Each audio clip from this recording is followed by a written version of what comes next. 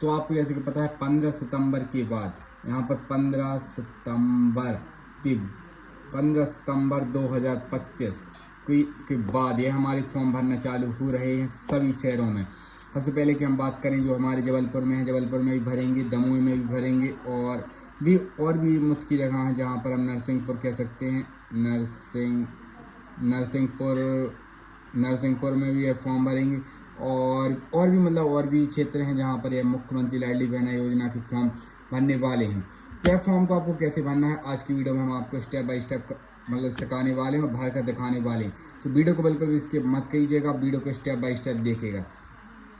जो हमारी आवश्यक हेतु आवश्यक जानकारी जहाँ भी हम यहाँ पर बताने वाले हैं। तो यहाँ पर आपको पीछे डॉक्यूमेंट अटैच करने पड़ेंगे। पहले आप अगर फॉर्म भरते थे तो आपको डॉक्यूमेंट अटैच करने की ज़रूरत नहीं पड़ती थी, लेकिन अब आपको डॉक्यूमेंट अटैच करने की ज़रूरत पड़ेगी। जैसे कि हम कह सकते हैं समग्र आईडी की फ़ोटो कापी आपको यहाँ पर लगानी पड़ेगी। जो मतलब पीछे आधार कार्ड आपको लगाना होगा, आधार कार्ड की फ़ोटो कापी आपको लगेगी, और आपको मतलब आपकी जो जन्म तिथि के लिए आपका डेट ऑफ बर्थ रहना चाहिए, जन्म प्रमाण पत्र वो आपके पास रहना ही चाहिए, तभी आप इस फॉर्म को भर सकते हैं।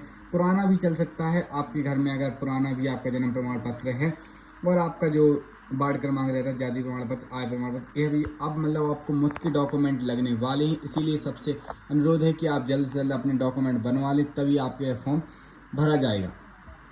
तो सबसे पहले मैं यहाँ पर आपको भर के दिखाने वाला हूँ आवेदिका की समग्र आईडी। समग्र आईडी में हम यहाँ पर डाल देते हैं, जैसे कि हमारी समग्र आईडी 127 476 122। यहाँ पर हम अपनी जो वाइफ मतलब उनकी समग्र आईडी यहाँ पर डाल दी है, जहाँ पर आपको अपनी समग्र आईडी सही डालनी है।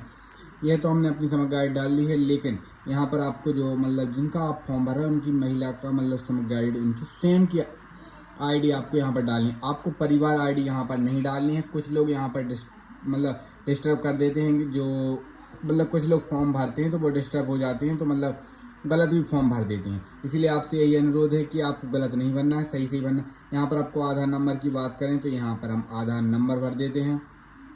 आपको थोड़ी छोटे अंक में डालना है, यहाँ पर हमने कुछ ज़्यादा बड़े में डाल दिया है। यहाँ पर आपको सही भर देना। यहाँ पर हमने आधार कार्ड को भर दिया, जो हमारे आधार कार्ड हैं।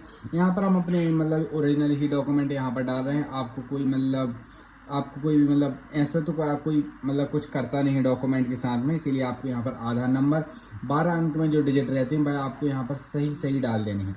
और आवेदिका का नाम मतलब जो आवेदिका का नाम रहेगा वह यहाँ पर आपको डालना होगा। तो यहाँ पर नीचे डाल देते हैं, जो मतलब आधार कार्ड में जितना नाम रहे आपको उतना ही डालना है, आपको एक्स्ट्रा नाम नहीं डालना है। तो यहाँ पर हम एक्स्ट्रा नाम ना डालते हैं, उतना ही डालेंगे जितना मतलब हमारे आधार कार्ड में दिया गया है। मतलब जाति लिखी हुई तभी आपको जाति डालनी है, अगर जाति नहीं लिखी हुई तो आपको जाति नहीं डालनी है। उनके पिताजी का नाम डालेंगे, अगर उनकी शादी नहीं हुई, अगर वह 18 साल की मतलब हुई और अगर उनकी शादी नहीं हुई तो यहाँ पर आपको पिताजी का नाम डाल देना, पति का नाम नहीं डालना। लेकिन हमारी जो स्नेहा तिवारी उनकी शादी हो चुकी है, तो यहाँ पर हम उनके पति का नाम डालेंगे। तो यहाँ पर हम पति का नाम डाल देते हैं। पति का नाम डालने के बाद यहाँ पर आपको नीचे डेट ऑफ बर्थ डालनी है, मतलब जो उनकी जन्म तिथि है जो डी, तो यहाँ पर हम जन्म तिथि डाल देते हैं। तो जैसे कि यहाँ पर आप देख सकते हैं, यहाँ पर हमने अपनी जन्म तिथि डाल दी हुई है, मतलब सॉरी स्नेहा तिवारी की जो हमने यहाँ पर जन्म तिथि वह यहाँ पर डाल दी। और यहाँ पर आप पते की बात करेंगे तो यहाँ पर हम उनका पता डाल देंगे। पते की बात करें तो हम मतलब जो मतलब उनके आधार कार्ड में दिया गया हो वही आपको यहाँ पर डालना है। तो यहाँ पर हम जवेरा कर देंगे, पता में जवेरा मतलब दमोह की रहने वाले हैं, जवेरा दमोह, यहाँ पर आपको ऐसे लिख दें। और शहर की बात करें तो भी हमारा जवेरा ही लगता, मतलब मेन जवेरा ही लगता है। और ज़िला की बात करें तो दमोह लगता है। और पिन कोड की बात करें तो यहाँ पर हम वही पिन कोड डालेंगे, मतलब जो यहाँ पर चलता है। पिन कोड हमने यहाँ पर सही डाल दिया है। इतना सब डालने के बाद आपने इतना तो भर दिया। नीचे आपको ध्यान रखना आवेदिका का मोबाइल नंबर आपको सही भरना है। अगर आपका मोबाइल नंबर गलत जाता है तो आपका फॉर्म भी कैंसिल हो सकता है। तो यहाँ पर हम अपना नंबर सही डाल देते हैं। ये हमने अपना मोबाइल नंबर डाल दिया। और मतलब आपको चालू वाला ही मोबाइल नंबर डालना, आपको बंद नहीं डालना है, क्योंकि आपको हो सकता है इसमें OTP आए या मैसेज आए तो इसमें आपका फॉर्म कैंसिल होने की संभावना रहती है। और यहाँ पर आपको अपनी कैटेगरी मतलब आप कौन सी कैटेगरी से आते हैं, तो यहाँ पर हमने कैटेगरी डाल दिया।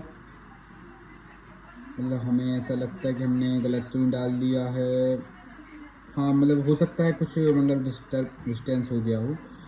क्या शासन से विधवा निःशक्त इत्यादि पेंशन प्राप्त कर रहे हैं, क्या उनको 650 रुपये मिल रहे हैं या नहीं मिल रहे, लेकिन उनको 650 रुपये नहीं मिल रहे हैं तो यहाँ पर हम नहीं पर क्लिक करेंगे। इतना सब करने के बाद यहाँ पर आपको विवाह की स्थिति में आपको अगर उनकी विवाहित हैं तो हम विवाहित पर क्लिक कर देंगे। अभी उनकी मतलब शादी हो चुकी है तो यहाँ पर हम विवाहित कर देते हैं। इतना सब करने के बाद यहाँ पर आपको नीचे जाना है। नीचे में आपको जितने भी बॉक्स यहाँ पर दिख रहे हैं सब में आपको यहाँ पर टिक कर देना है। ये सब करने के बाद यहाँ पर आपको सबसे पहले नीचे आ जाना, जहाँ पर हमारी लिखी हुई है मुख्यमंत्री लाडली बहना योजना 2025, जहाँ पर भी मोहन यादव की फोटो लगी हुई है। तो यहाँ पर आवेदन की पावती यह मतलब हमें ग्राम पंचायत से प्राप्त होगी। यहाँ पर आपको कुछ भी नहीं भरना। यहाँ पर मतलब जो आपका ऑनलाइन फॉर्म भरा जाएगा उसमें जो आपके आवेदन क्रमांक रहेगा वह जनरेट होगा। भाई आवेदन क्रमांक यहाँ पर वही डालेंगे जो हमारे गांव के सरपंच सचिव रहेंगे, और जिस तारीख को आपका ऑनलाइन फॉर्म भरा जाएगा वही तारीख यहाँ पर भर डाल देंगे। यहाँ पर आपको कुछ भी नहीं करना। इतना सब करने के बाद नीचे यहाँ पर जो हमारे जो ग्राम पंचायत सचिव या सरपंच रहेंगे वह यहाँ पर मतलब दस्तखत कर देंगे। तो यहाँ पर मतलब वो दस्तखत कर देंगे। यहाँ पर आपको कुछ भी नहीं करना है। यहाँ पर आपकी जो ग्राम पंचायत सचिव सरपंच रहेंगे वही दस्तखत करेंगे, आपको कुछ भी नहीं करना। मतलब हम तो हैं तो मतलब हम यहाँ पर कर सकते हैं। और इतना सब करने के बाद यहाँ पर क्या आपका आधार कार्ड बैंक अकाउंट से लिंक है, तो यहाँ पर हाँ कर देना। क्या आपके बैंक खाते में DVD इनेबल है, तो यहाँ पर हाँ कर देना। इतना सब करने के बाद इस फॉर्म को आपको ले जाकर आपको अपनी ग्राम पंचायत में जमा कर देना है, और आपको कुछ भी करने की ज़रूरत नहीं है। और आपके जो फॉर्म आपका जमा होगा, आपकी आवेदन की पावती आपके घर आ जाएगी, और आपको 10 से 15 दिन में आपका पैसा आना चालू हो जाएगा। तो यह छोटी सी इन्फॉर्मेशन आपको कैसी लगी कमेंट में जरूर बताइएगा, और वीडियो अच्छा लगा तो वीडियो को लाइक जरूर कर दिए और चैनल सब्सक्राइब। धन्यवाद।